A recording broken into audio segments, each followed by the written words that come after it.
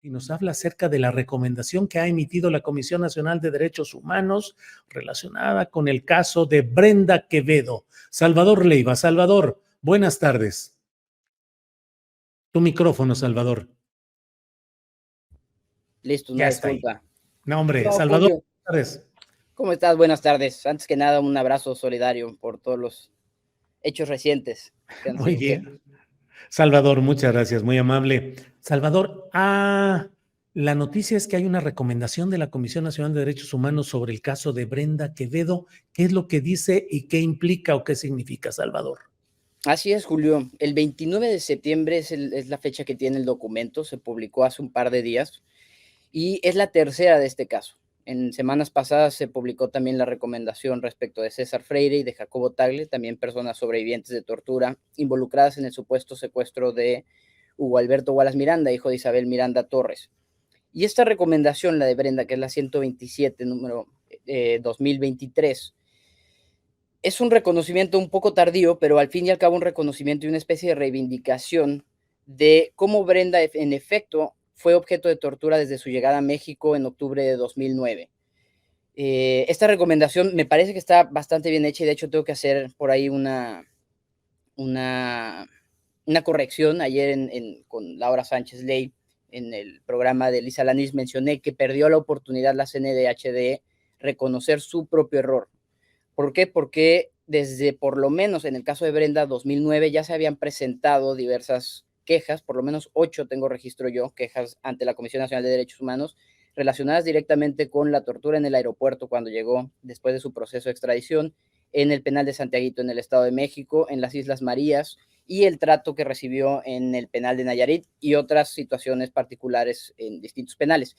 Sin embargo, ya hoy que tuve oportunidad de revisarla a fondo y una abogada me hizo también el señalamiento de que en efecto hay un párrafo, el párrafo 183, donde la CNDH reconoce cómo los anteriores titulares de la visitaduría en efecto pudieron haber beneficiado a Isabel Miranda y propiciado la corrupción y la impunidad en este caso. Ya ves que estas recomendaciones son un poco difíciles de leer si no estás muy familiarizado con el caso por tanta B y P y tantas siglas que utiliza en lugar de utilizar los nombres de las personas. Sin embargo, entiendo que se refiere, por ejemplo, a Luis Raúl Plasencia, quien era el primer visitador cuando se presentó la primera queja de Brenda, cuando ocurre la tortura en Santiaguito.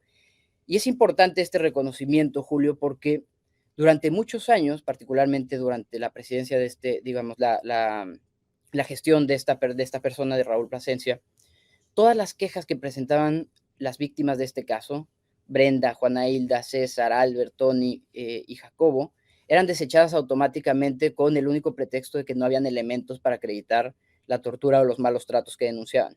Y por el otro lado, este mismo personaje impulsó para que Isabel Miranda contara no con uno, no con dos, sino con 8 elementos de seguridad pagados por el Estado y que estuvieron a su servicio hasta hace un par de años apenas, todavía en el sexenio actual, por supuestas amenazas que habría recibido Isabel, que hay indicios que señalan que no tienen absolutamente nada que ver con este caso. Sin embargo, por un lado, este señor defendió a Isabel y le brindaba medidas cautelares y por otro rechazaba cualquiera de estas quejas. Ahora, Julio, esta recomendación, digamos... Oye, Salvador, Dígame. perdón, antes de seguir adelante, Raúl Plasencia Villanueva, baja californiano, que luego fue presidente de la Comisión Nacional de Derechos Humanos y buscó reelegirse, pero hubo una serie de acusaciones de organismos defensores de derechos humanos que impidieron que continuara. Pero Raúl Plasencia Villanueva fue también presidente de la CNDH. Es correcto, Julio. Y creo que durante su gestión fue el periodo más fuerte del inicio de que continúa hasta el día de hoy, de la deslegitimación y de la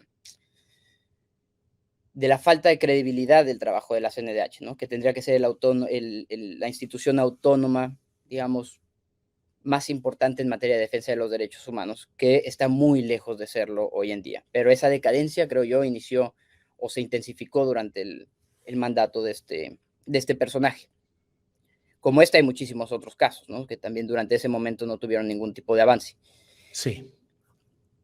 Ahora, Julio, ¿qué sigue, no? Por ejemplo, con este tipo de recomendaciones. Desgraciadamente, y continuando con, digamos, con esta óptica de cómo la propia CNDH ha propiciado su deslegitimación, ¿no? No hay creencia de parte de la sociedad civil o de las instituciones en el trabajo que se hace.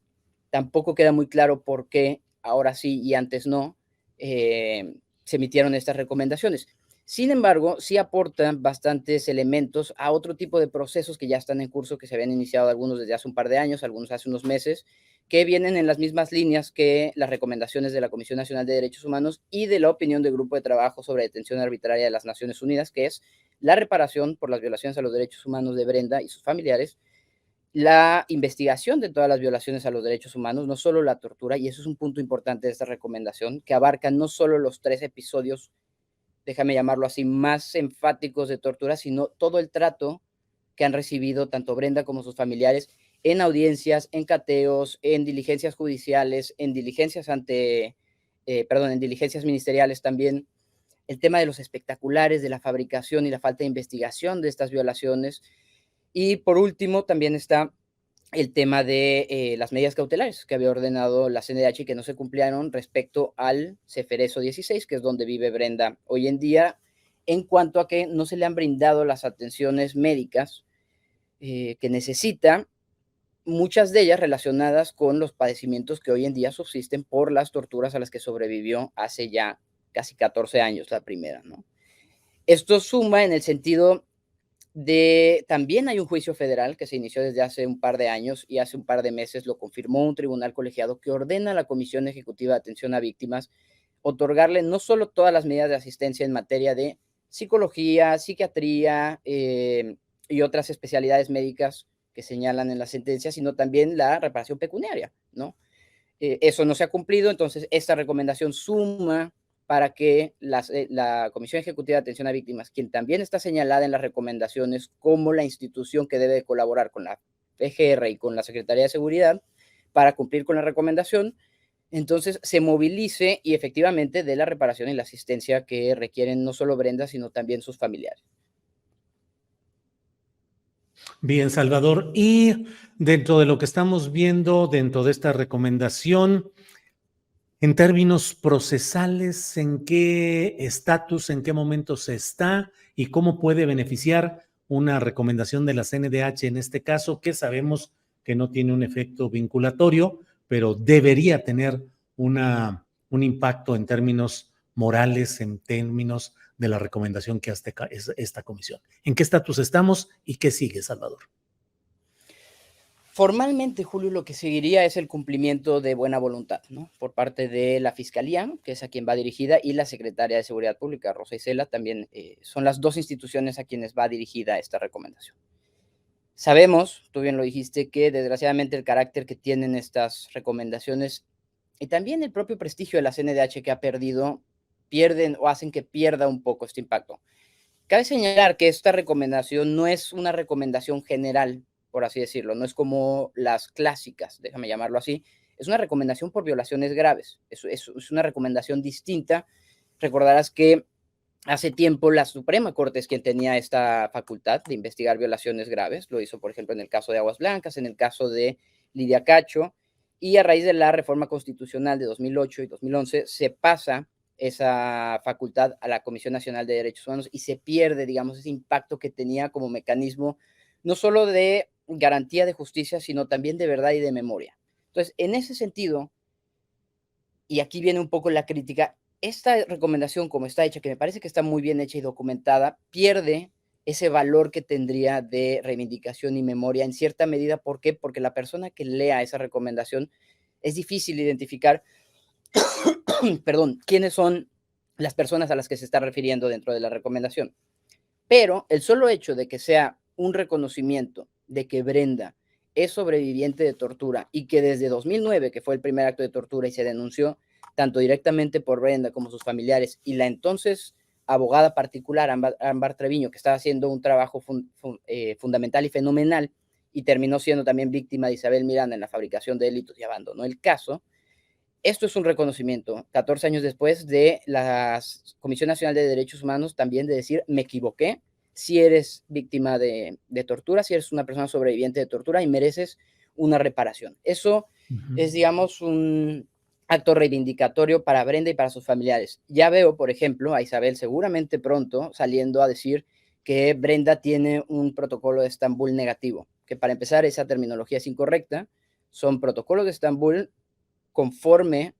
son dictámenes realizados conforme al protocolo de Estambul, y sí, es negativo, pero porque la misma CNDH, como ya lo reconoce en esta recomendación, tenía funcionarios a cargo que estaban desacreditando documentación y hechos que eran vitales para reconocer e identificar la tortura.